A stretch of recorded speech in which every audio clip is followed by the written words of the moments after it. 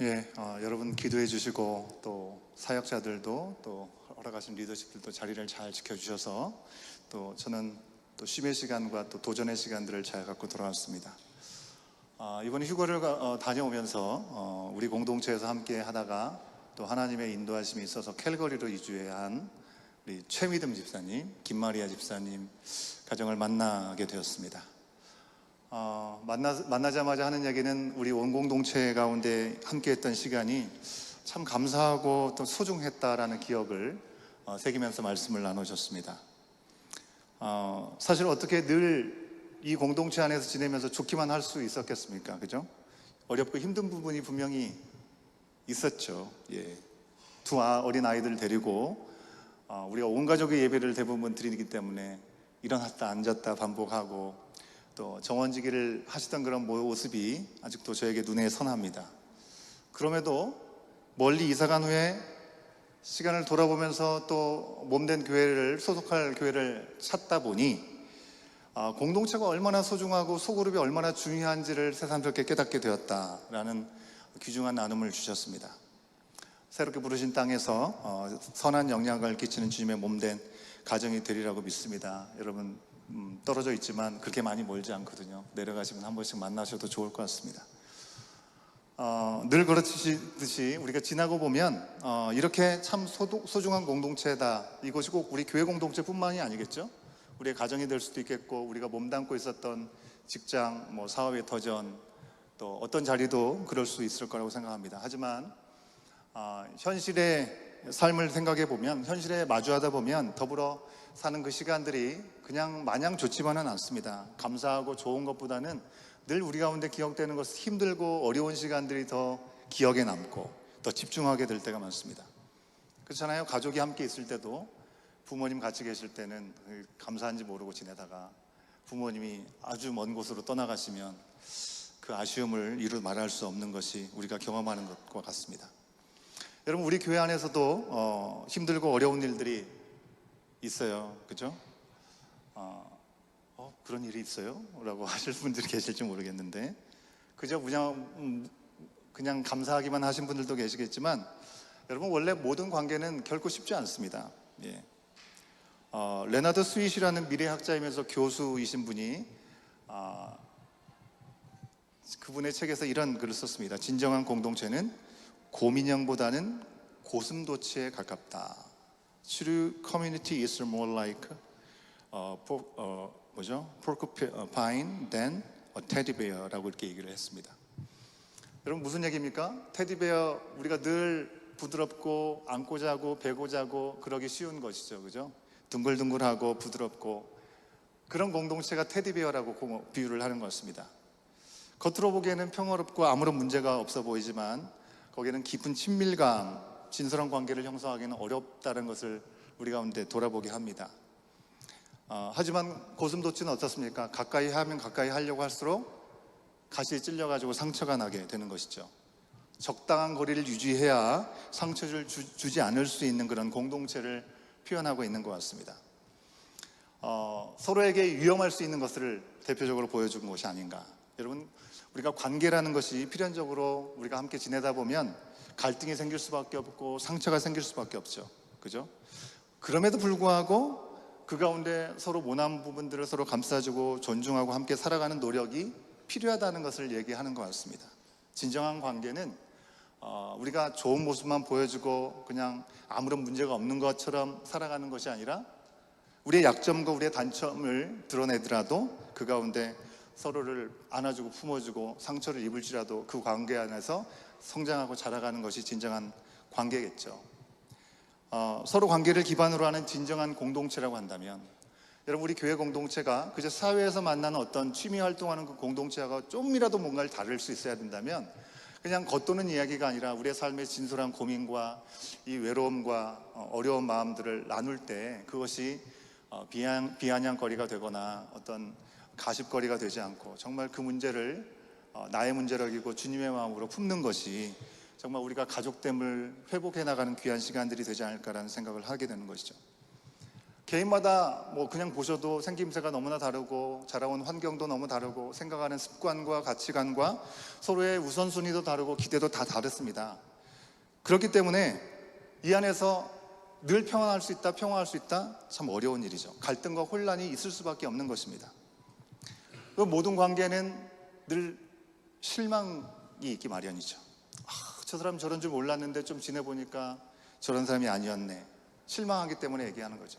성경에도 그런 말씀들이 얼마나, 예수님도 실망하는 일들이 있으시잖아요, 그죠? 체포되어서 십자가에 달리시기 전에 겟셋마네 동산에 올라가셨을 때 그와 함께했던 3명의 제자들은 정말 예수님을 목숨을 걸고 따르는 사람들이었습니다. 예수님께서 너무나 괴로워가지고 너희들 좀 깨어가지고 이 시간 나를 위해서 좀 기도하라 했을 때 그들은 하나같이 깨어서 기도하지 않고 모두 잠들어 버렸습니다.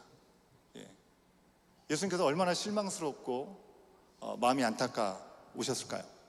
그랬던 것처럼 여러분, 우리들도 마찬가지라는 거죠. 주님 안에서 늘 중요하고 숭고한 어떤 일들, 우리가 교회 공동체 안에서 하지만 관계 안에서 갖게 된 그런 실망감을 우리가 얼마든지 경험할 수 있다는 것이죠. 하지만 그런 부정적인 부분만 있는 것이 아니라 세상이 줄 수 없는 큰 기쁨 또한 있다는 사실들을 우리는 좀 기억할 수 있으면 좋겠습니다. 하나님은 구약시대부터 매번 사람들과 소통하시면서 그들에게 다가가셔서 약속해 주시고, 약속해 주시는 것은 그들에게 하나님께서 디자인하신 복된 삶을 누리게 하시기 위한 하나님의 뜻이었죠. 그래서 그들은 그런 복을 누린다고 하니까 얼마나 기쁨으로 응답을 합니까? 하지만 하루가 멀다 하고 하나님을 등지고 자기 눈에 보기에 좋은 것들을 따라가다가 하나님께 매를 맞는 일들이 허다했습니다. 그럼에도 불구하고 하나님은 우리를 폐기 처분하지 않으십니다. 끊임없이 우리를 사랑하시고 우리와 함께하기 원하시고, 그래서 우리를 빼앗기지 않으시려고 십자가의 구속을 통해서 다시금 우리가 하나님을 아버지라고 부를 수 있고 우리는 하나님의 자녀가 되고 주의 몸된 교회가 될 수 있도록 우리를 불러주셨다고 하는 것이죠. 여러분, 결국 우리의 모든 관계는, 이 관계를 지탱할 수 있는 힘은요, 결코 아까 우리가 찬양을 통해서도 전사님의 멘트를 통해서도 우리가 확인했지만 우리에게 있지 않습니다. 우리의 온전함은 하나님께 있는 줄 믿습니다. 혼란과 실패 가운데 있다 할지라도 다시금 일어나서 더 나아갈 수 있도록 한 뼘 성장할 수 있도록 인도하시는 분은 하나님이시라고 하는 것이죠. 푹신한 곰인형처럼 기대서 좀 안락함과 어떤 평온함을 누리지는 못할지라도, 찔리고 아프더라도 그 와중에 하나님의 은혜가 우리 가운데 있구나, 나의 이런 모난 부분들이 이렇게 공동체에 속한 다른 이들과 삐걱거림의 시간들이 있지만 그 가운데 다듬어지고 모난 부분들이 다듬어지는구나, 하나님의 완전한 계획 가운데 우리가 점점 성숙해가고 또 성장해 가는구나 라는 것을 돌아볼 수 있다면 그것이 얼마나 큰 은혜일까라는 생각을 해봅니다. 여러분, 오늘 본문 말씀에 나오는 데살로니가 교회도 오늘날 우리 교회와 다르지 않았던 것을 우리 가운데 그대로 보여주고 있습니다. 고린도 교회가 처했던 위기와 어려움들이 있었습니다. 그걸 잠깐 말씀해 드리면요, 초대교회 공동체가 공통적으로 갖게 되는 그런 어려움들이었다고 얘기할 수 있을 것 같아요. 1장 4절 이하의 말씀을 보면 첫 번째, 외부의 환난과 핍박이 있었습니다. 그때 당시에는 로마 제국이 다스리고 있었고 로마의 황제는 신이었습니다. 카이사가 신이라고 고백만 하면 모든 것들을 마음대로 할 수 있는 그런 시대였던 것이죠. 그런데 예수 그리스도를 믿고 구원자로 고백했던 그들은 황제가 신이 아니라 오직 하나님만이 유일하신 하나님이라고 고백할 수밖에 없었고, 그 고백 앞에 그들은 핍박을 당하고 환난을 당할 수밖에 없었습니다. 늘 목숨의 위협 가운데 드러나서 하나님께 예배하지 못하고 지하로 내려갈 수밖에 없었고 사람들의 조롱과 반대와 거절을 경험했습니다. 다음으로 2장 1절 이하에 나오는 것처럼 교회 내에 거짓 뉴스들이 너무나 많았습니다. 여러분, 오늘날에도 거짓 뉴스가 얼마나 많은지 이것을 분별하는 것이 오늘날 정말 필요한 영적인 그런 중요한 요소가 아닌가 생각합니다. 우리가 영적으로 분별력을 갖고 하나님의 뜻이 무엇인지를 붙잡는 것이 참 중요한 것이죠. 거짓 교사들이 등장했습니다. 일파만파 퍼지면서 일부 교인들은 바울이 전한 복음대로 그 말씀을 붙들고 거룩하게 구별된 삶을 살지 못하고 믿음을 지키지 못했습니다. 아마 지난 주일에 전도사님을 통해서 말씀을 들으셨던 것처럼 그때 당시에 몸과 영혼이 있는데 영으로 우리가 진리를 깨달으면 몸은 어떻게든지 상관없다라고 생각하는 거짓 교사들이 있었다는 것입니다. 우리가 몸이 얼마나 육적으로 정욕적으로 쾌락을 즐겨하고 합니까? 그런데 영으로 우리가 구원받았다고 깨달았다고 확신하면 육신은 뭐 쾌락으로 얼마나 누리든지 얼마나 잘못하든지 필요 없다. 그건 버려질 것이기 때문에 그렇게 면접을 줬다고 하는 것입니다. 그것뿐만 아니죠. 이제 곧 종말이 오기 때문에 우리가 열심히 살아봤자 필요가 없다. 이제 곧 예수님이 재림해서 오실 것이기 때문에 우리는 주님 오실 날을 기다려야 된다라는 그런 거짓 뉴스들이 있기도 했습니다. 심지어 바울의 편지를 변제한 가짜 편지들까지 등장했다는 것입니다. 이런 가짜 뉴스들의 영향으로 일부 성도들은 실제로 부작용들이 나타났죠. 그 주님이 오신다는 근거 없는 그런 가짜 뉴스 때문에 일상의 일들을 멈춰버렸습니다. 열심히 자신의 생업을 하던 일들을 멈추고 주님 오실 날만을 기다리고 있었던 것이죠. 하늘만 바라보고 있었던 것입니다. 완전히 삶의 질서가 무너져 버린 것이죠. 그래서 세 번째, 그들에게 있는 위기 어려움은 무너진 일상의 질서였습니다. 얼마나 자신의 일상을 포기해버리고 사람들이 어떻게 하든지 관여하지 않고 사람들에게 피해를 입히는 일들이 있었는지 바울과 그의 일행은 뭐라고 얘기합니까? 내가 다른 사람에게 피해를 주지 않으려고 나는 내 일까지를 하면서 여러분에게 요구하지 않았다라고 얘기를 하면서 3장 10절 하반절에 보면 이렇게 얘기하죠. 누구든지 일하기 싫거든 먹지도 말게 하라. 일하기 싫으면 먹지도 말게 하라라고 얘기를 했다는 겁니다. 아주 강한 어조로 얘기를 한 것입니다. 이렇게 데살로니가 교회 공동체 가운데 문제와 위기는 이렇게 있었습니다. 바울은 이 상황들을 들으면서 일단은 그들의 문제를 그냥 없는 것처럼 그래도 그들이 복음을 받아들이지 않았는가, 여러 가지 미혹이 있지만 그래도 그를 격려해가지고 잘 토닥여야지 라고 하지 않았습니다. 공동체에 드러난 문제에 대해서는 확실하게 밝혔습니다. 또 개인들의 삶에 그 문제의 영향으로 이어지는 부작용들도 언급을 하고 있습니다. 그렇다고 해서 이 교회는 문제가 있으니까 이제 문을 닫아야겠구나, 문제만 나열하고 그리고 지적질만 하고 끝나지 않았다는 것입니다. 바울은 위기를 겪는 이 교회 공동체를 향해서 분명하게 주님의 뜻을 전하고 있습니다. 바울이 위기 앞에서 데살로니가 지역의 공동체에게 전했던 마지막 메시지가 오늘 비슷한 상황들이 우리 가운데도 여전히 있는 우리의 상황 가운데 하나님의 말씀으로 우리가 들을 수 있으면 참 좋겠습니다. 첫 번째, 데살로니가 지역 공동체에게 전한 마지막 메시지는 첫 번째는 주님께 희망을 걸고 그들을 신뢰한다라고 얘기하는 것이었습니다. 여러분, 바울은 자신의 일행이 떠나고 나서 그 교회가 건강하게 세워지기를 기도했을 겁니다. 하지만 그 시간이 오래가지 않고 너무 금세 흔들려버린 이 공동체를 향해서 이 친구들은 처음에는 열심인 것 같았는데 구제불능이네, 은혜를 그렇게 경험했다고 얘기하면서 금방 까먹었네, 이 사람들한테는 미래가 없다라고 얘기하지 않았습니다. 그들에게 분명히 문제가 너무 많았습니다. 그렇게 편지까지 쓰고 그들을 권면하고 있죠. 그런데 분명하게 뭐라고 권면하고 있냐면 주님께 집중하게 한다는 것입니다. 주께서는 믿을 만한 분이고 신실하신 분이고 변함이 없는 분이시기 때문에 그들의 미래가 결코 어둡지 않다라고 말합니다.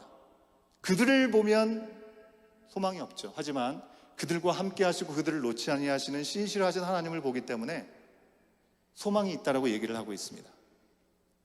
그들을 악한 자들에게서 지켜주시고 굳세게 하시리라고 믿음으로 고백하고 있습니다. 바울이 이렇게 소망을 가질 수 있는 근거는 데살로니가 성도들이 조금이라도 희망이 있고 가능성이 있어 보여서가 아니라 여전히 그들 가운데 함께 하시는 하나님이 함께 하시다는 걸 그가 믿고 있었기 때문에 그렇습니다. 말씀을 한번 확인해 볼까요? 데살로니가후서 3장 3절부터 5절까지의 말씀.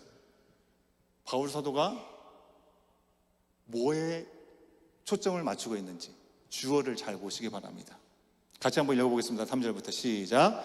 그러나 주님께서는 신실하신 분이시므로 여러분을 굳세게 하시고 악한 자에게서 지켜주십니다. 우리가 명령한 것을 여러분이 지금도 실행하고 있고 또 앞으로도 실행하리라는 것을 우리는 주님 안에서 확신하고 있습니다. 주님께서 5절 말씀 시작. 주님께서 여러분의 마음을 인도하셔서 여러분이 하나님께서 사랑하시는 것과 같이 사랑하고 그리스도께서 인내하시는 것과 같이 인내하기를 바랍니다. 그렇죠? 주님께서 이 모든 것들을 주관하신다는 걸 놓지 않고 있으니 지금 그들이 너무나 연약한 가운데 자리를 찾지 못하고 무질서 가운데 헤매이고 있다 할지라도 그들에게 소망을 던지는 메시지를 전할 수 있었던 것이죠. 두 번째는요, 그들이 멀리할 것이 있다는 것을 분명하게 알려주고 있다는 것입니다. 분명히 모든 것들이 답이 주님께 있죠. 그러니 주님께 답이 있으니 우리는 할 것이 없네, 그냥 뒷짐지고 가만히 손 빨고 가만히 기다리고 있으라, 이게 아닌 것입니다. 과감하게 그들 가운데 피할 것이 무엇인가, 멀리하고 끊어낼 것이 무엇인가를 분명하게 그들에게 전해주고 있습니다. 그것이 무엇인지 우리 말씀에서 확인할 수 있죠. 3장 6절 말씀과 14절에 있는 말씀, 우리 세 번역으로 다시 한번 확인해 보도록 하겠습니다. 함께 읽습니다. 시작. 형제자매 여러분, 우리는 우리 주 예수 그리스도의 이름으로 여러분에게 명령합니다. 무절제하게 살고 우리에게서 받은 전통을 따르지 않는 모든 신도를 멀리하십시오. 14절입니다. 누가 이 편지에 담긴 우리의 말에 복종하지 아니하거든 그 사람을 특별히 조심하여 그와 사귀지 마십시오. 그리하여 그로 하여금 부끄러움을 느끼게 하십시오. 좋은 게 좋은 거지 뭐 하나님 안에서 사랑으로 품어야지. 우리가 이것 때문에 혼동할 때가 좀 있는 것 같아요. 그죠? 진리를 떠난 가르침이 있고 무절제하게 정욕대로 살아가게 하고 자기의 감정 기분에 따라서 자신의 방식으로 기호대로 말씀을 해석하는 잘못된 풍조들이 그 가운데 있었다는 겁니다. 그것을 멀리하라고 말씀하고 있습니다. 주님 안에서 전하는 권명과 이 명령을 무시하고 자기 주장에 빠져서 공동체를 혼란하게 하는 사람들, 그들을 조심하고 사귀지 말라라고 단호하게 말씀하고 있습니다. 하나님은 질서의 하나님이신 줄 믿습니다. 우리에게 완전하고 좋은 것을 성경의 진리의 말씀 가운데 우리 가운데 알려주셨기 때문에 여러분 굳이 진리의 말씀을 떠난 주장, 귀를 기울이려고 하는 시도도 하지 말아야겠습니다. 거기에 시간을 허비해서도 안 되겠다는 것입니다. 특별히 우리 교회는 소그룹을 정원이라는 이름으로 함께 모이고 있습니다. 근데 정원은 예전에 있었던 구역이든지 목장 세일 이런 것처럼 함께 오랜만에 한 번씩 모여가지고 교제하고 서로 위로하고 그냥 즐거움을 함께 나누는 그런 교제 정도가 아니라 하나님께서 소그룹을 만들었던 것을 통해서 신약 시대 교회를 세우셨을 때 모습을 보면 작은 오늘날의 소그룹의 모습은 교회의 모습으로 시작되었다는 것을 말씀을 통해서 볼 수 있는 것이죠. 그래서 우리 교회는 정원은 교회가 되어야 된다라고 말씀을 하고 있습니다. 정원을 통해서 소그룹으로 모이다 보면 그러기에 우리가 주의해야 될 것이 있는 것이죠. 여러분, 소수로 모여가지고 이런저런 이야기를 하다 보면 사람들이 각각 생각하는 그 공동체에 대한 혹은 리더들에 대한 자신들이 갖고 있는 어떤 아쉬움이나 어떤 불만이나 확인되지 않은 그런 이야기들을 할 수가 있죠. 어쩔 때는 자기의 주장을 좀 더 분명하게 하려고 좀 과장을 하기도 하고요. 혼자 마음으로 추측한 것을 진짜인 것처럼 표현하는 그런 경우들도 있습니다. 실제로 그런 경우들이 많이 있습니다. 여러분, 정원 모임에서 그래도 우리가 정원 모임을 이렇게 하십시오, 우리 정원지기를 통해서 여러분 안내를 받잖아요. 그죠? 주일의 말씀을 다시 한번 리뷰하고 주셨던 그 적용 질문을 통해서 우리의 삶에 돌아보는 시간들을 통해서 하나님의 은혜를 나누는 시간들을 그래도 갖죠. 그런데 그렇기 때문에 정원 모임 시간에 그런 시간들을 갖기는 조금 어렵겠죠. 그죠? 그럴 확률이 적습니다. 하지만 이제 어느 정도 가까워지고 나면 사적인 모임 자리에서 이런저런 얘기를 하다 보면 불필요한 이야기들이 오고 가기도 하는 것이죠. 혹 그런 자리에 있게 되면 여러분이 왜 이렇게 저렇게 부정적인 얘기를 하지? 그리고 스스로에게 또 그런 얘기를 하는 그런 분들에게 질문을 해야 됩니다. 여러분, 무조건 좋은 게 좋다라고 얘기하고 그렇게 이야기하는 것이 아니라 정말 교회 공동체의 건강성을 위해서 정말 기도하면서 염려가 돼서 하는 이야기인지 아니면 나의 이 불편한 마음을 어떻게든지 풀어보려고 하는 그런 이야기인지는 누구보다도 내가 더 잘 알고 있는 것이죠. 그런 자리에 있다고 한다면 우리는 이런 질문을 해야 됩니다. 정말 이런 것이 예수님께서 교회의 머리라고 하셨는데 머리신 몸된 교회로서 나눌 이야기인가? 라고 질문을 해봐야 되는 것이죠. 근데 그렇게 말하기가 어렵죠. 그죠? 그렇게 쉽게 얘기하는데 막 나 혼자 진지하게 신앙이 좋은 척 이렇게 질문을 할 수 없지 않습니까?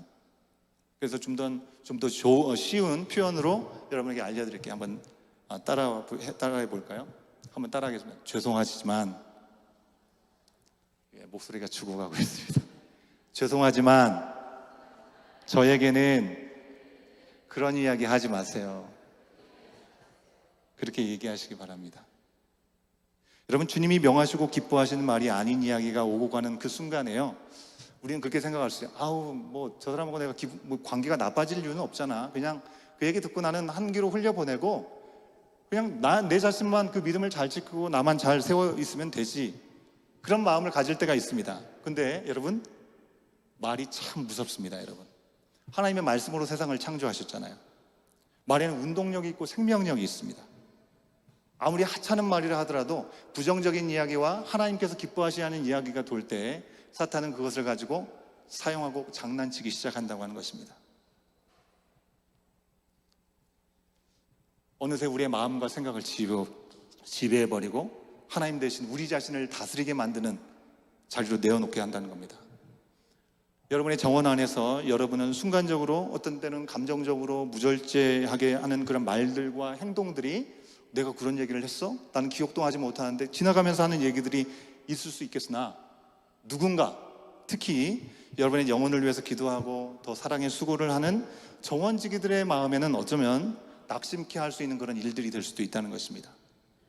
여러분, 우리 교회 공동체가 지난 몇 개월 동안에 각 정원들 가운데 3개 정원, 4개 정도가 이렇게 묶여져서 연합정원별로 우리가 선교지를 좀 정해서 함께 섬겨보는 시간을 갖자라고 결정을 해서, 아마 여러분의 정원 가족들에게도, 정원지기들께서 어디로 우리가 섬겨보면 좋을까요? 이런 이야기들을 함께 나누는 시간들이 분명히 있었던 걸로 알고 있습니다. 그 과정에서 우리 정원지기 분들이 이 고충이 조금 있으셨던 것 같기도 합니다. 저는 이 부분에 대해서 몇 가지 우리 공동체에 말씀을 드리고 싶은 게 있는데요. 여러분, 선교는 선택이 아니라 필수입니다. 이거에 대해서는 뭐 동의하지 않는 분이 없으실 것 같아요. 뭐 더 이야기할 필요가 없을 것 같고요. 근데 선교의 방법과 이 재정을 지원하는 것이 선교의 일을 감당하는 것이냐? 물론 그것이 아닌 건 아니지만 그것만은 아니라고 하는 것이죠. 물론 선교지에서 재정 지원은 실제적으로 도움이 되는 것은 분명히 사실입니다. 그리고 그렇게 갈 수 있어야 되겠죠. 하지만 처음부터 우리가 너무나 연약하고 그것을 잘 알지 못하는데 처음부터 우리가 과하게 부담이 될 정도로 재정적인 지원을 하는 것은 순서가 아니라는 것이죠. 여러분, 우리가 하나님 나라를 살아가야 된다고 얘기를 합니다. 그죠? 내 삶에만 몰입되지 않고 하나님 나라가 회복될 수 있기 위해서는 내 삶에서 하나님 사랑, 이웃 사랑이잖아요. 우리 교회의 표가. 그죠? 하나님께 받은 사랑이 이웃에게 흘러가기 위해서 우리 이웃이 누구인가를 우리가 눈을 펴고 주위를 돌아보면서 그들에게 손을 내밀 수 있어야 되지 않겠는가. 그 일들을 조금 더 구체적으로 우리가 하기 위해서, 예전 교회들에서는 교회가 우리는 여기 선교합니다, 선교 한 건 하십시오, 누가 오시면 설교 말씀 듣고, 그렇게 수동적으로 우리가 했다면, 그러기보다는 우리가 직접 연결을 해서 알게 되든지, 아니면 조금 더 작은 규모 안에서 우리가 좀 더 밀접하게 직접 연결망이, 커넥션이 있어서 우리 선교사님과 직접 기도 제목도 듣고 선교의 상황을 들으면서 정말 우리가 교회에서 알려주는 대로 선교지에 대한 소식을 듣고 그렇구나 하고 말 것이 아니라 좀 더 적극적으로 정말 그분들을 위해서 함께 기도하는 시간들을 가질 수 있으면 좋겠다라고 하는 그런 의도에서 이렇게 시작을 하려고 했던 것이죠. 근데 가장 중요한 것은요, 여러분, 그분들을 기억하고 기도하는 것입니다. 본토 친척 아비집을 떠나서 내가 알지 못하는 문화권과 언어권에 가가지고 하나님의 부르심이 있기 때문에 그곳에 가가지고 복음을 전하는 일들을 하시는 것이 선교사님들입니다. 그리고 그 자녀들은 자신들의 선택과 상관없이 그곳에 가서 낯설은 곳, 물이 서른 곳에서 어려운 시간들을 보내기 때문에 그렇게 관심을 갖고 연결된 것만으로 그들에게는 너무나 큰 격려와 위로가 된다는 것이죠. 부끄럽지만 저도 잠시지만 단기 선교사의 신분인 적이 있었고요. 그동안 선교지에 있는 한인 디아스포라 교회를 섬기면서 직간접적으로 선교의 일들을 하는 모습을 봤는데, 재정을 규칙적으로 보내주는 교회들은 정말 대부분 많았습니다. 하지만 지속적으로 선교사님 가정의 이름을 언급하면서 기도하는 교회는 거의 없었던 기억이 있습니다. 근데 저는 전임 사역을 처음 시작할 때 참 좋은 선교사님이면서 담임 목사님이었던 그 목사님 아래서 이제 전임 사역을 하게 되면서 참 감사했던 것은 그 교회는 늘 선교사님 부부와 자녀들을 언급하면서 구체적으로 기도하는 참 모습이 너무도 좋은 기억으로 남아 있습니다. 우리 교회 공동체 가족들 가운데도 직접 선교에 나가신 분들도 계시고, 저희 누님도 모슬렘권에서 선교를 하고 계시기도 하는 선교사지만, 여러분 선교사님의 자녀들, MK라고 하죠. MK들이 정말 믿음을 지켜나가는 것은 너무나 어려운 일인데 그 믿음을 잘 지켜나가는 모습을 보면 얼마든 우리가 박수 쳐주고 응원해야 되는지 모릅니다. 우리 교회도 우리 청년, 우리 회장인 성천 형제, 그죠? 예, 인도네시아 아버님께서, 어머님께서 선교 일을 하고 계시죠. 여기 와서 믿음의 길을 잘 지켜나가는 모습을 보면서 여러분 마음껏 응원해 주시면 좋겠습니다. 물론 완벽하지 않죠. 하지만 얼마나 외롭고 어려운 과정 가운데 어려서부터 함께하는 그런 시간이었을까를 우리가 생각해 보는 것이 우리가 하는 첫 발자국이 됐으면 좋겠다고 하는 것입니다. 그런 선교사님들 자신과 가정을 위해서, 내 자녀를 위해서 구체적으로 이렇게 기도해 달라고 요구하기가 사실 어렵습니다. 그런 선교사님들 자녀들을 위해서, 사역과 교회를 위해서 기도하는 게 참 중요하다는 것을 말씀드리고 싶어요. 우리가 거창하게 무엇인가를 이렇게 어떻게 우리는 거기까지 못할 것 같은데, 우리는 거기에 미치지 못하는데, 그렇죠, 우리가 어떻게 미치겠습니까? 하지만 하나님께서 우리 가운데 주신 자리라고 한다면, 여러분 예수님께서 상황과 형편을 보면 아직 준비가 안 되었고 우리도 그런 걸 받을 자격이 안 됐기 때문에 조금 시간이 필요하다고 하셨을지도 모르겠어요. 아니, 그걸 생각하면 아예 그 시간은 오지 않았을지도 모르겠습니다. 그런데 그와 상관없이 행함으로 나가셨잖아요. 그러기에 오늘 우리가 여기에 있는 것 아니겠습니까? 그렇기 때문에 우리가 주저함이 없이 어느 자리든지 우리가 그 자리에 함께 나아가는 시간을 통해서 그 가운데 하나님께서 행하신 일들을 볼 수 있는 은혜가 우리 가운데 새로워졌으면 좋겠습니다. 왜 정원에서 선교를 해야 되는가? 라고 이야기하신 분들도 계실 수 있겠습니다. 여러분 말씀드린 대로 우리 교회 정원은 그냥 소그룹에 친교하는 모임이 아니고 교회니까 그렇습니다. 여러분 교회 정원이 하는, 교회가 하는 역할이 무엇입니까? 예배드리고 말씀과 또 선교와 친교와 봉사와 교제가 이루어지는 그런 곳이잖아요. 주님의 몸이고 하나님 나라가 되기 때문에 그렇습니다. 하지만 정원별, 개개의 정원별로 하기에는 좀 부담스러우니까 3개, 4개의 정원이 엮여서 연합정원별로 한번 우리가 지원해 보면 좋겠다, 함께 기도하면서 하나님 나라를 확장하는 그런 귀한 일들이 참여하면 좋겠다라고 우리가 하기로 한 것이죠. 여러분 에드먼턴에 가까운 곳에 있는 어떤 커뮤니티에서 홈리스를 섬기는 일이든지, 아니면 타문화권, 멕시코나 어떤 다른 문화권의 선교사님과 연결되어서 섬기든지, 아니면 이 땅에 있는 원주민 선교를 지원하거나 또 기도를 하시든지, 이거에 대한 여러 가지 우리가 갖고 있는 생각보다는 말씀드린 대로 예수님의 마음으로 일단은 함께 시작해 보면 참 좋겠다라는 생각을 해봅니다. 여러분 바울은 질서를 깨뜨리는 신자들을 멀리하려고 하면서도 형제자매에게 타이드듯이 얘기를 했다는 것입니다. 무시하라는 것이 아니라 말씀이 정확한 기준을 가지고 사랑으로 그들을 대하라고 말씀하고 있습니다. 무조건 교회니까 말씀드린 대로 오냐 아직 뭘 모르니까 그래서도 안 된다는 것입니다. 악은 모양이라도 버리라고 했죠, 그죠? 헛된 것 뿌리를 내지지 않게 해야 되니까, 모두를 위한 길이 그렇게 되는 것이니까 아주 엄중한 권면을 마지막에 이렇게 하고 있는 것입니다.